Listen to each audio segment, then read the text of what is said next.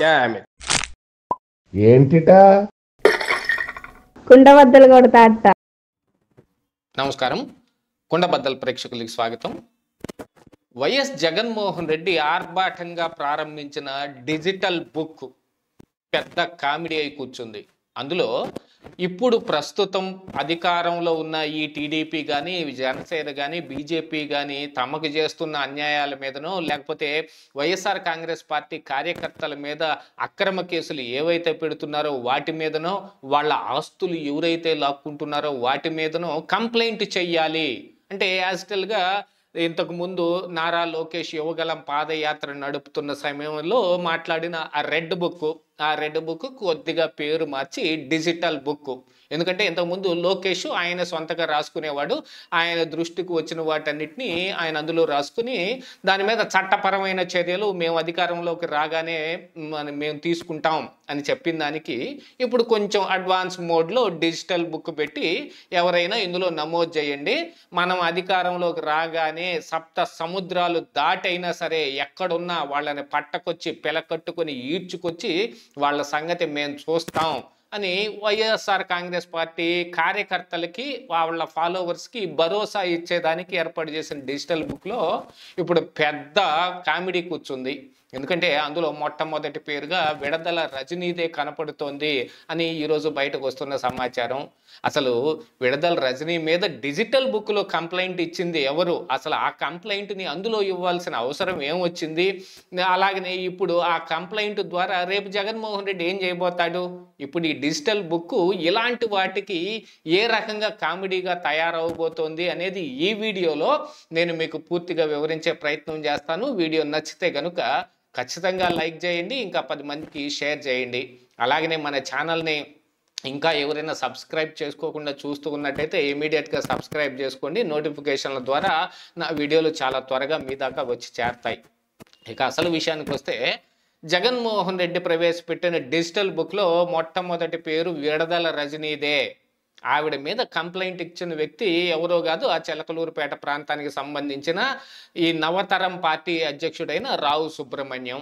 ఆయన ఆ డిజిటల్ బుక్లోనే ఎందుకు కంప్లైంట్ ఇచ్చాడు అంటే దాని వెనక పెద్ద రాజకీయ ప్రయోజనాలు ఇంకోటో లేకపోయినప్పటికీ అటెన్షన్ సీకింగ్ అనే ఒక విషయం ఉంటుంది. ఎందుకంటే ఆయనకి ఏదన్నా అన్యాయం జరిగిందనుకోండి, జగన్మోహన్ రెడ్డికి సంబంధించిన డిజిటల్ బుక్లో ఆయన ఇప్పుడు కంప్లైంట్ ఇవ్వటం ఏమిటి? ఆ ఇచ్చిన జగన్మోహన్ రెడ్డి ఏం చేస్తాడు అంటే ఇది కేవలం కామెడీ కోసమే. ఊరిక డిజిటల్ బుక్లో కూడా మేము ఇదిగో కంప్లైంట్ ఇచ్చాం, జగన్ ఏం చేస్తాడో చూస్తాం, కాసేపు టీవీల్లో మాట్లాడొచ్చు, లేకపోతే పత్రికల్లో వార్తలు రావచ్చు, ఇలాగా మనం వీడియోలు చేయొచ్చు. ఈ అటెన్షన్ సీకింగ్ కోసమే జరుగుతుంది. కానీ ఇక్కడ నేను మెయిన్గా ప్రస్తావించదలుచుకుంది ఆయన ఎందుకు ఇచ్చాడు అనే దాని మీద కంటే కూడా విడదల రజనీ మీద ఇప్పుడు ఆ కంప్లైంట్ ఇచ్చిన దానికి జగన్మోహన్ రెడ్డి ఏం చేస్తాడంటే ఊరికనే మెదలకుండా కూర్చుంటాడు. అసలు విడదల రజనీ మీద కాదు, ఇంకా ఎవరి మీద ఇచ్చినా కూడా ఇప్పుడు జగన్మోహన్ రెడ్డి ఏం చేస్తాడు? ఏమీ చెయ్యలేడు. ఆయన లాయర్ల బృందంతో కేసులు కట్టించి మరి పోలీస్ స్టేషన్లోకి వెళ్ళి కేసులు పెట్టడం కానీ, లేదు పోలీసులు కేసులు తీసుకోకపోతే ప్రైవేటు కేసు ద్వారా కోర్టుకు వెళ్ళటం కానీ ఏం చేయడట. ఆయన చేస్తానంటుంది ఏమిటి? 33 నాటికి ఆయన అధికారంలోకి వచ్చిన సమయంలో అప్పటికి ఈ డిజిటల్ బుక్లో ఈ డేటా ఇలాగనే ఉంటేనో, లేకపోతే దీన్ని పట్టించుకోదలుచుకుంటేనో ఆయన దాని మీద చర్యలు తీసుకుంటాను అని. ఇందులో ముబ్బడిగా ఇప్పుడైతే వైఎస్ఆర్ కాంగ్రెస్ పార్టీ కార్యకర్తలు తమకు జరిగిన అన్యాయాన్ని ఎక్కడ ఏమి నోట్ చేస్తున్నారో దానికంటే కూడా ఇప్పుడు టీడీపీ కార్యకర్తలు కావచ్చు, జనసేన కార్యకర్తలు కావచ్చు, లేకపోతే ఇంకా ఇతరత్ర జగన్మోహన్ రెడ్డి అంటే వ్యతిరేకత చూపించే వాళ్ళు కావచ్చు, గతంలో జగన్మోహన్ రెడ్డి పాలనలో ఉండగా జరిగిన అన్యాయాలు, అక్రమాలు మొత్తం నోట్ చేయటం మొదలుపెట్టారు. ఇప్పుడు ఆ డిజిటల్ బుక్ ఎందుకు పనికొస్తుంది? దీన్ని సజ్జల రామకృష్ణారెడ్డి చదువుకొని ఏం చేస్తాడు? లేకపోతే జగన్మోహన్ రెడ్డికి వీటి గురించి నువ్వు ఏం వివరిస్తాడు?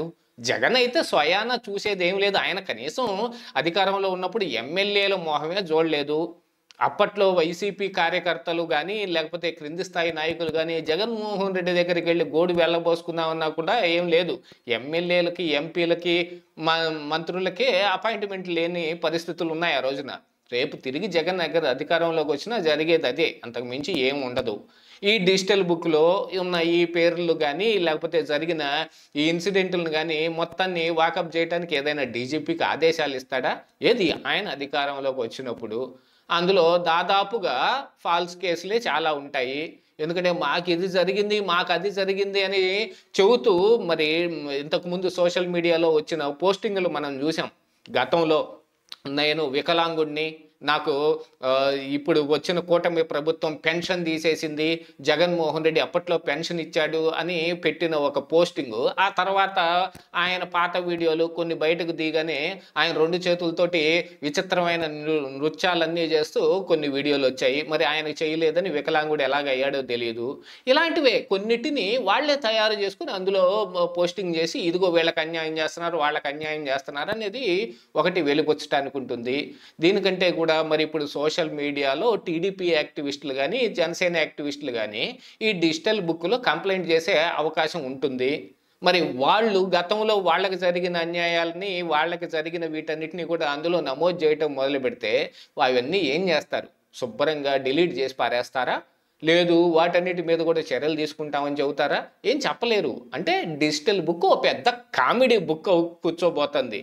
దాన్ని ఏదో కార్యకర్తలు ఉత్తేజంగా ఉండటం కోసం ఆయన ఈ కార్యక్రమం ఒకటి పెట్టి మరి అంటే ఇప్పుడు ప్రస్తుతం ఆయన ఏ పిలుపునిచ్చినా కానీ నాయకులే బయటకు రావటం లేదు.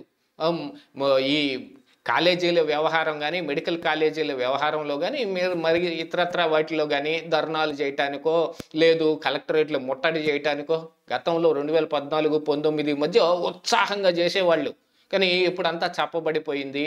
ఏ నాయకుడికి ఆ నాయకుడు తమ సొంత వ్యవహారం చూసుకోవటానికే అసలు టైం చాలటం లేదు. దాంతోపాటుగా ఇప్పుడు ఇవన్నీ చేయండి అని ఆయన మాత్రం ఎంచక్కా యూరప్ టూర్కి వెళ్ళిపోతూ ఉన్నాడు. ఆయన పిలిపించిన వేటికి ఆయన ఎక్కడే వెళ్ళి కూర్చోవటం లేదు. ఆయన కనీసం తాడేపల్లి దగ్గర ఉన్న పోలీస్ స్టేషన్లోనో లేకపోతే ఇంకో చోటనో లేకపోతే విజయవాడలోనో దగ్గరలో ఉన్న అసెంబ్లీకి వెళ్ళి ధర్నా చేయొచ్చు కదా. అలాంటివి ఏమి ఆయన చేయడు. ఆయన కనీసం విజయవాడకు వరదలు వస్తే 1 గంట పాటు కాళ్ళు మడుచుకొని ప్యాంటు పైకి మడుచుకొని బురదలోకి దిగటానికి చాలా అసహనం వ్యక్తం చేశాడు ఆ రోజుల్లో. ఏదో అటు ఒక పక్కన చంద్రబాబు నాయుడు బుల్డోజర్ ఎక్కి 20 కిలోమీటర్ల దూరం బాలితని వెళ్తా ఉంటే జగన్మోహన్ రెడ్డి ఏడి అని ప్రశ్నిస్తారు అనే దానికి వచ్చి 1 గంట అక్కడక్కడ ఆయన ఒక చిన్న డ్రామా చేసి వెళ్ళిపోయాడు. అదే ఢిల్లీలో తమ కార్యకర్తల మీద ఏదో మొత్తం అన్యాయం జరిగిపోతుంది అని జంతర్ మంతర్లో ఒక డ్రామా చేయడానికి అక్కడికి వెళ్ళాడు కానీ మిగతా వేటిని పట్టించుకునేది లేదు. ఇప్పుడు గతంలో ఉన్న ఈ వీళ్ళ నాయకుల మీదే ఉన్న ఈ కంప్లైంట్లు మొత్తం డిజిటల్ బుక్లో రావటం మొదలు పెడితే ఆ డిజిటల్ బుక్ని ఏం చేస్తాడు జగన్మోహన్ రెడ్డి అని అంటే ఏమి చేయడానికి ఏం లేదు. అది డిజిటల్గానే ఉంటుంది కాబట్టి కనీసం సీటు కింద వేసుకొని కూర్చోటానికి కూడా పనికిరాదు. శుభ్రంగా అందులో ఉన్న వాటిని డిలీట్ చేసి మాకేం తెలియదు, మేమేం ఎరగం అన్నట్టుగానే ఉంటుంది పరిస్థితి. రేపు జరగబోయే కామెడీలు ఇంకా ఉధృతంగా ఉన్నాయి. ఈ రోజున మొదటి పేరుగా విడుదల రజనీ వస్తే రేపు జగన్మోహన్ రెడ్డి వస్తాడు. జగన్మోహన్ రెడ్డి మీదనే కొన్ని కంప్లైంట్లు వస్తే దానికి ఏం చేస్తారో కూడా తెలియదు. ఇదే ఈరోజు కుండబద్దలు.